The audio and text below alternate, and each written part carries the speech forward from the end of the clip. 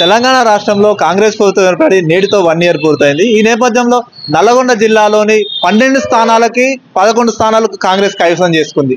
దీనితో నల్లగొండ జిల్లా వ్యాప్తంగా కాంగ్రెస్ పరిపాలన ఏ విధంగా ఉన్నదో ఉద్యోగులు, నిరుద్యోగులు, వ్యాపారవేత్తలు, రైతులు, కూలీలు వాళ్ళని మరిన్ని వివరాలు అడిగి తెలుసుకునే ప్రయత్నం చేద్దాం.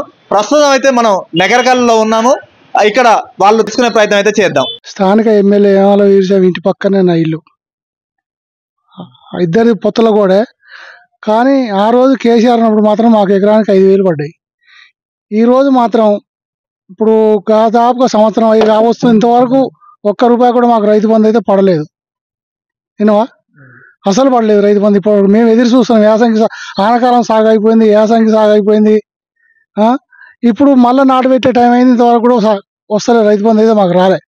కానీ వేస్తా అంటుండు, వేస్తలేడు.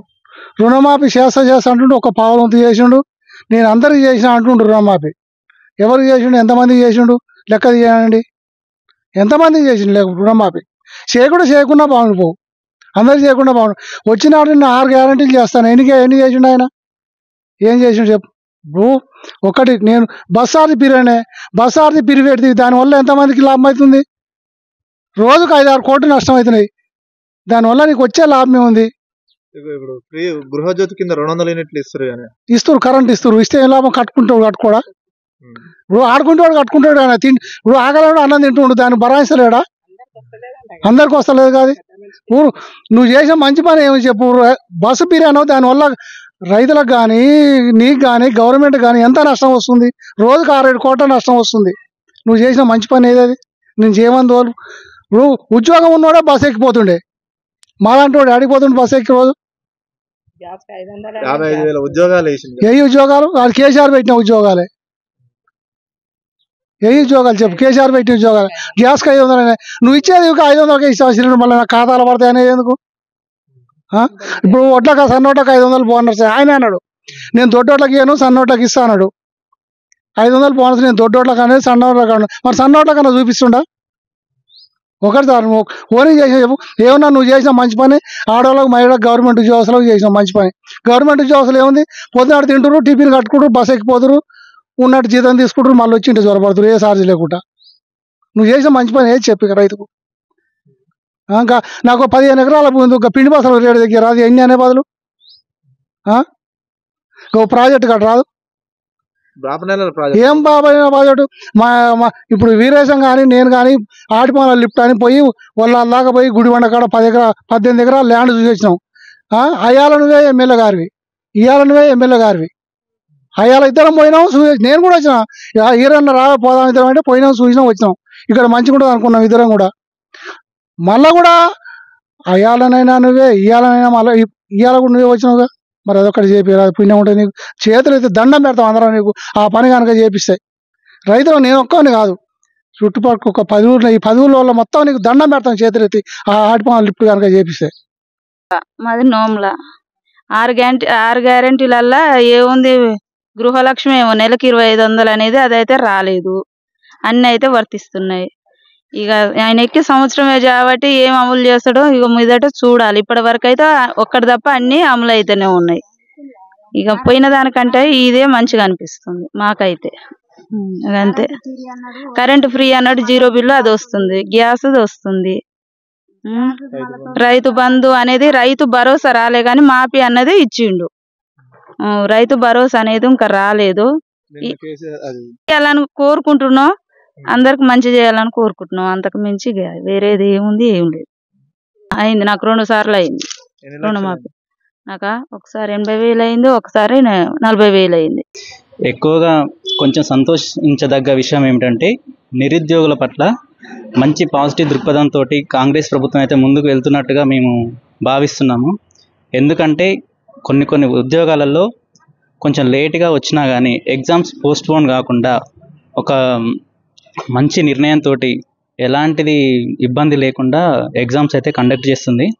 అదొకటైతే చాలా ప్లస్ అనిపిస్తుంది నిరుద్యోగులకి. ఇంకా పథకాల విషయానికి వచ్చినట్లయితే ఈ కరెంట్ కానీ, ఉచిత గ్యాస్ సిలిండర్ది కానీ, ఇది ఒకటైతే కొంచెం మంచివే.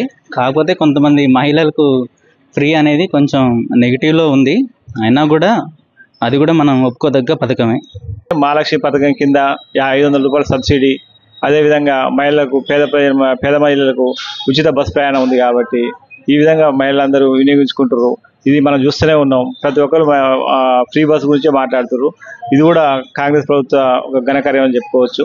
అదేవిధంగా ఇప్పుడు జనవరిలో రైతు భరోసా కూడా వచ్చే అవకాశం ఉంది కాబట్టి రైతన్నలు కూడా ఆనందకరంగా ఉండే అవకాశం ఉంది కాబట్టి అదొకటి. ఇంకోటి గృహజ్యోతి, ఇప్పుడు ఇదివరకు ఒక నెల కరెంట్ బిల్ కట్టకుంటే వచ్చి కట్ చేసేది, అప్పుడు ఇల్లు మొత్తం అంధాకారం అయిపోయే పరిస్థితి ఉండేది.